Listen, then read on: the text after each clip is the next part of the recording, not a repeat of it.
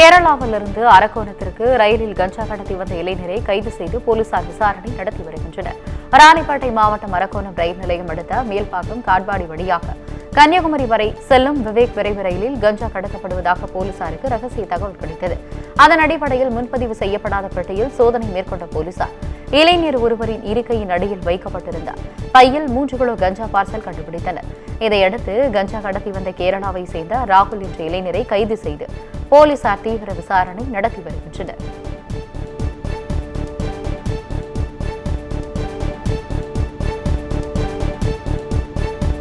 மயிலாடுதுறை மாவட்டம் தரங்கம்பாடி காளியம்மன் கோவிலில் வைகாசி திருவிழாவை முன்னிட்டு நூற்றுக்கணக்கான பக்தர்கள் பால்குடம் எடுத்து நேர்த்திக்கடன் செலுத்தினர். தரங்கம்பாடி அடுத்த திருவஞ்சாக்கை கிராமத்தில் உள்ள காளியம்மன் கோவிலில் வைகாசி திருவிழா கடந்த 3ஆம் தேதி தொடங்கியது. திருவிழாவின் முக்கிய நிகழ்வான பால்குடம் ஊர்வலம் நேற்று நடைபெற்றது. இதையொட்டி அம்மா நாசங்கரையிலிருந்து பால்குடம், மலக்கு காவடி, பறவை காவடிகள் உடன் கரகம் புறப்பட்டு வான வேடிக்கை மேலதாளம் முழங்க ஊர்வலமாக கோவிலை வந்தடைந்தது. பின்னர் இளநீர், பன்னீர், பஞ்சாமிர்தம் மற்றும் பால் ஆகியவற்றால் காளியம்மனுக்கு அபிஷேகங்கள் செய்யப்பட்டு சிறப்பு அலங்காரத்தில் அம்மன் காட்சியளித்தார்.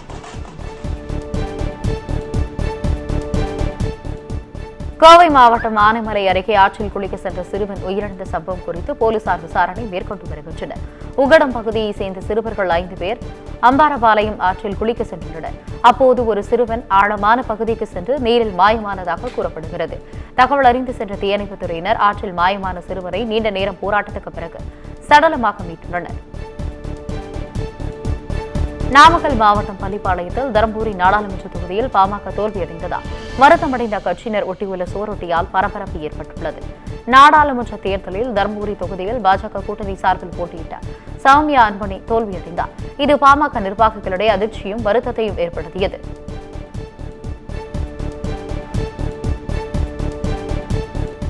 திருப்பத்தூர் மாவட்டம் காக்காங்கரை குடியிருப்பு பகுதியில் சட்டவிரோதமாக 24 மணி நேரமும் மது விற்பனை நடைபெறுவதாக மாவட்ட காவல் கண்காணிப்பாளர் அலுவலகத்தில் புகார் அளித்துள்ளனர். காக்காங்கரை காலனி பகுதியைச் சேர்ந்த மோனிஷா மற்றும் சுஜாதா ஆகிய இருவரும் வீட்டில் வைத்து 24 மணி நேரமும் சட்டவிரோதமாக மது விற்பனை செய்வதாக கூறப்படுகிறது. இதுகுறித்து அருகில் வசிக்கும் ஜெயந்தி மற்றும் கௌரவ்மால் ஆகியோர் மாவட்ட காவல் கண்காணிப்பாளர் அலுவலகத்தில் புகார் அளித்தனர். அதில் வீட்டின் அருகில் சட்டவிரோதமாக மது விற்பனை நடைபெறுவதால் தங்களது கணவன்மார்கள் அடிக்கடி குடித்துவிட்டு தங்களை அடித்து துன்புறுத்துவதாகவும் மது விற்பனை செய்பவர்கள் மீது நடவடிக்கை எடுக்க வேண்டும் என்று குறிப்பிட்டனர். போக்குவரத்து கழக தொழிலாளர்களின் கோரிக்கைகளை அரசு நிறைவேற்றாவிட்டால் போராட்டங்களை முன்னெடுப்போம் என சிஐடியு மாநில தலைவர் சவுந்தரராஜன் தெரிவித்துள்ளார். தஞ்சாவூரில் சிஐடியு மாநில குழு கூட்டத்தை தொடங்கி வைத்த அவர் பின்னர் செய்தியாளர்களை சந்தித்தார். அப்போது தேர்தல் முடிவடைந்து விட்டதால் போக்குவரத்து கழக தொழிலாளர்கள் கோரிக்கைகள் குறித்து தமிழ்நாடு அரசுக்கு தெரிவிக்க இருப்பதாக கூறினார்.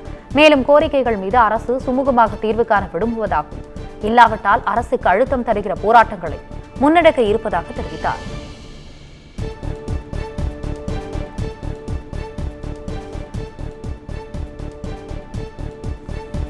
சிவகங்கை மாவட்டம் காரைக்குடி அருகே ஆப்பிரிக்க கெளுத்தி மீன்கள் விற்பனை செய்யப்படுவதை கண்டறிந்து உரிய நடவடிக்கை எடுக்க வேண்டும் என பகுதி மக்கள் கோரிக்கை விடுத்துள்ளனர்.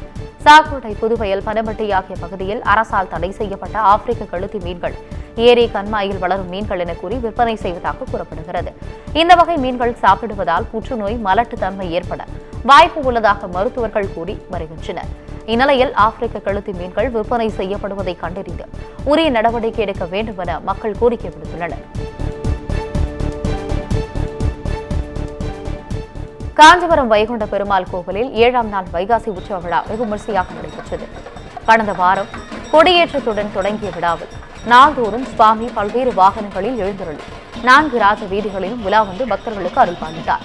இந்நிலையில் நடைபெற்ற 7ஆம் நாள் உற்சவத்தில் வண்ண மலர் அலங்காரங்களால் அலங்கரிக்கப்பட்ட தேரில் ஸ்ரீதேவி பூதேவியுடன் வைகுண்ட பெருமாள் எழுந்தருளினார். இதனை கண்ட பக்தர்கள் கோவிந்தா முழக்கங்கள் எழுப்பி சுவாமி தரிசனம் செய்தனர்.